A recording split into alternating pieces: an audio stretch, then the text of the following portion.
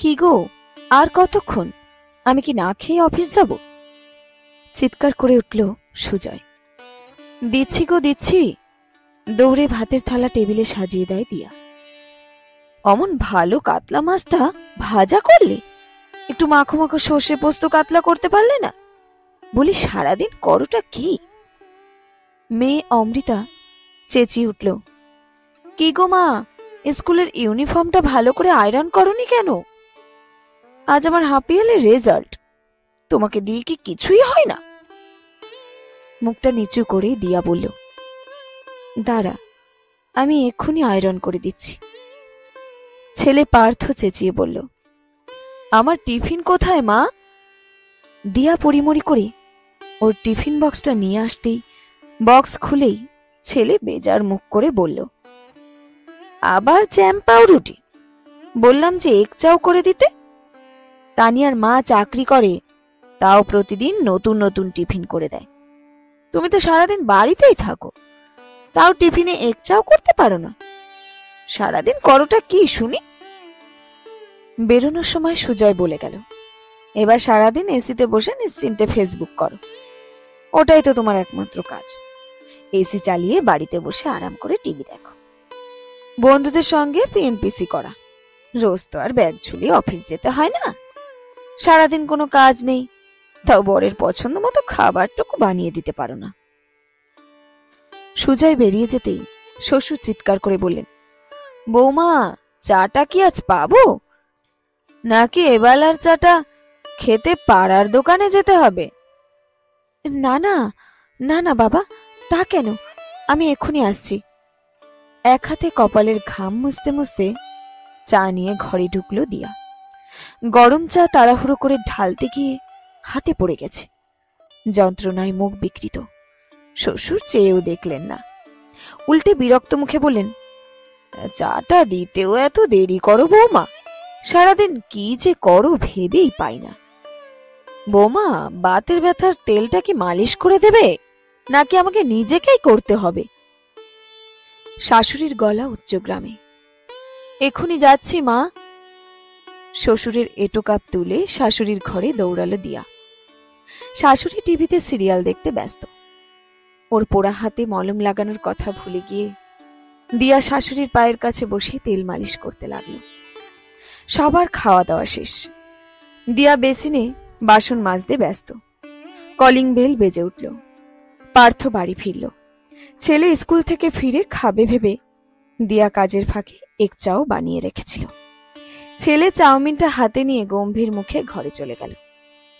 দিয়া শুনতে পেল বয়ঃসন্ধিতে পড়া ছেলে মোবাইলে কোনো এক বন্ধুকে বলছে, টিফিনে মাকে চাউমিন বানিয়ে দিতে বললাম, তখন মুরদ নেই, এখন এক চাউমিন বানিয়ে খাওয়াতে এসেছে। সারাদিন বাড়িতে বসে এসি চালিয়ে সিরিয়াল গেলে কাজ করার ইচ্ছে আছে? দিয়ার চোখ দুটো জলে ভরে এলো। অমৃতা গম্ভীর মুখে বাড়ি ফিরল, সঙ্গে সুজয়। মেয়ের মুখ দেখে দিয়া বুঝেছিল কিছু একটা অঘটন ঘটেছে। ঘরের দরজা বন্ধ করে বোমার মতো ফেটে পড়ল সুজয়। সারাদিন এসিতে আরাম করে বসে টিভি না দেখে মেয়েটাকে একটু পড়াতে তো পারো। আমায় না হয় অফিস যেতে হয় টাকা কামাতে, তোমার তো আর সেসবের বালাই নেই। আজ অমৃতার প্রিন্সিপাল স্কুলে ডেকে আমায় আচ্ছা করে ছাড়লেন। অন্তত যদি ভালো করে ইংলিশটাও বলতে পারতি। মাকে কত করে বলেছিলাম চাকরিওয়ালা মেয়ে ছাড়া বিয়ে করব না, মা তাও তোমার সঙ্গে জুটিয়ে দিল। খুব গম্ভীর পরিবেশে রাতের খাওয়া দাওয়া শেষ হলো। সবাই ঠাড়ে ঠুড়ে দিয়াকে বুঝিয়েই দিল ও এ বাড়িতে শুধু আরামই করে, কোনো কাজ করে না। গভীর রাত বাকি সবাই ঘুমিয়ে পড়েছে। একাকী জেগে বসে আছে দিয়া। বিয়ের পর থেকে ধীরে ধীরে দিয়ায় থাকা সলতের মতোই ও একাকী পড়ছে। আজ সলতের বুকটাও জ্বলে গেছে, এবার নিভে যাওয়ার পালা বোধ হয়। একটা ছোট্ট ট্রলিতে নিজের জিনিসগুলো গুছিয়ে নিল দিয়া। একটা চিরকুট লিখল, যোগ্য গৃহবধূ হওয়ার যোগ্য হতে পারলাম না, তাই আমি চললাম। বেডসাইড টেবিলে চিরকুটটা ভাঁজ করে রেখে ধীরে ধীরে দরজা খুলে নিজের হাতে সাজানো সংসারের দিকে একবার ফিরে তাকালো দিয়া। তারপর হারিয়ে গেল রাতের গভীরে। আজ সকালে সুজয়কে কেউ ডেকে দেয়নি। সুজয় ঘুম চোখে পাশে রাখা মোবাইলটা দেখে চমকে গেল। এ কি, 8টা বাজে? দিয়া তো রোজ ওকে ডেকে দেয়। দিয়া, কোথায় তুমি? আমায় ডেকে দাওনি কেন? সুজয় বেজায় জোরে চেঁচিয়ে উঠল, কিন্তু কেউ সাড়া দিল না। পূজার ঘর থেকে রেবা দেবীও বৌমা বৌমা বলে চেঁচাচ্ছেন। ওনার পূজার ফুল কেন তুলে রাখা হয়নি? অঘোরবাবুও ঘর থেকে চেঁচাচ্ছেন, বলি বৌমা আজকে চাটা পাবো না নাকি? ওদিকে পার্থ আর অমৃতার মধ্যে লড়াই বেঁধে গেছে। ওরা নাকি স্কুলের কিছুই খুঁজে পাচ্ছে না। কয়েক মুহূর্তের মধ্যে পরিবারের সমস্ত সদস্যরা বসার ঘরে জড়ো হয়ে গেল। এত সকালে কোথায় গেল দিয়া? সুজয় পরিমণি করে নিজেদের বেডরুমের দিকে দৌড়ালো। বেডসাইড টেবিলে একটা চিরকুট রাখা। খুলে দেখেই মাথা ঘুরে গেল সুজয়ের। ও কাঁদো কাঁদো মুখে বসার ঘরে এসে বলল, আমাদের সবার অত্যাচারে দিয়া বাড়ি ছেড়ে বরাবরের মতো চলে গেছে। রেবাদেবী একটা আর্তনাদ করে সোফায় বসে পড়লেন। আমার তো বয়স হয়েছে রে বাবু, ঘরের এত কাজ সামলাবে কে?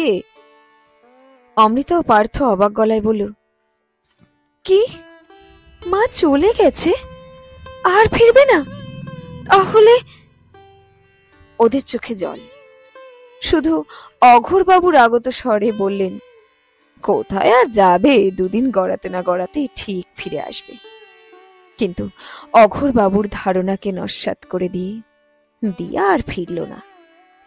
পুলিশ, থানা, হাসপাতাল, মর্গ, কোথাও দিয়ার খোঁজ পাওয়া গেল না। সংসারের কারোর মুখে হাসি নেই। 3টে কাজের লোক রেখেও রেবাদেবী ঘরে সব কাজ সামাল দিতে পারেন না। সুজয় আজ বোঝে, গৃহবধূরা ঘরে বসে থাকে না।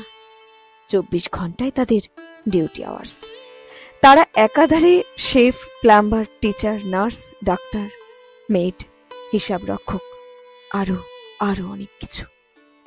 আর এই ডিউটির জন্য তাদের কেউ কিচ্ছু পে করে না। শুধু একটুখানি ভালোবাসার বিনিময়ে তারা এসব দায়িত্ব হাসি মুখে পালন করে। সুজয়ের খুব ইচ্ছে করে দিয়াকে খুঁজে পেলে ওর কাছে গিয়ে আগের সমস্ত অপরাধের জন্য ক্ষমা চাইবে। কিন্তু এই সুযোগ সুজয় পাবে কি?